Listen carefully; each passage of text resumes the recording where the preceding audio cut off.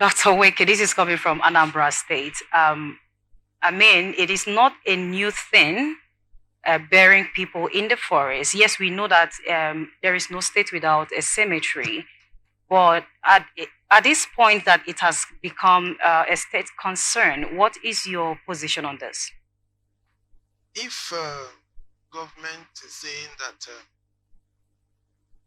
dead individuals should not be buried in the forest, and the idea of burying anybody in the forest is derived from the culture.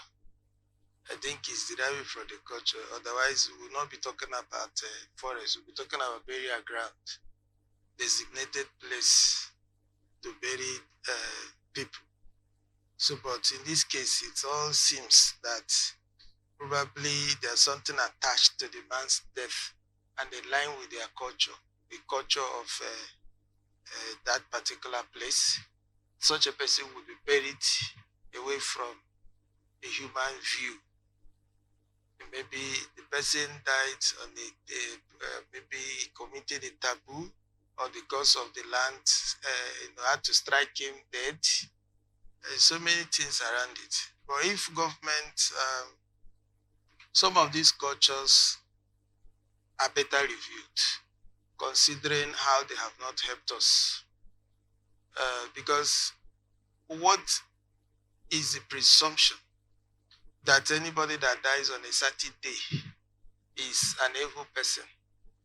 How do you confirm that? How do you what if the person dies through stray bullet? What if the person died because he had unexamined ailment and he has struggled with it over time, and at the point that at that point he had to die? So how can you confirm that? So if government, there's, I think at some point courts were not very generous with allowing some portions of land lie low, lie without use. In countries that are doing well, agric is a dominant factor of the economy, and crop farming, the land is very crucial. So if you continue to use forest, is a piece of unharnessed land. That is the meaning.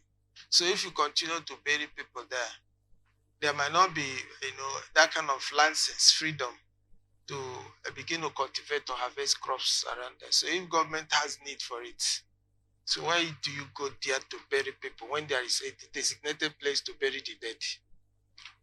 Now, there is one thing that they say is very strong that African holds very dear, which is culture. So if this is one of the culture of Anambra State, that so whatsoever thing that happened, such person has to be buried in the forest, and then the government come up to say, no, we need this thing, or it has to stop. How do they review this? Don't you think there will be consequences? The point is that I think there is dispute here. The lady and somewhat, is it that the lady doesn't want the husband buried in the forest? There's established text here. The burial date has already been fixed. Yes. The place for the burial has already been is known. Yeah. But because of some issues now, the federal government has, the state government has come in and to say no, that the government is against this. And this is another issue. Now it's no longer it's no longer family issue, it's now both state and family. So what did they do? The family had planned to bury the man in the bush. Yes. And then government is saying it's fine that you bury the person where other persons are buried. Yes. Probably in a compound. Definitely. If truly the gods are still there, we are respecting the gods of the land, right?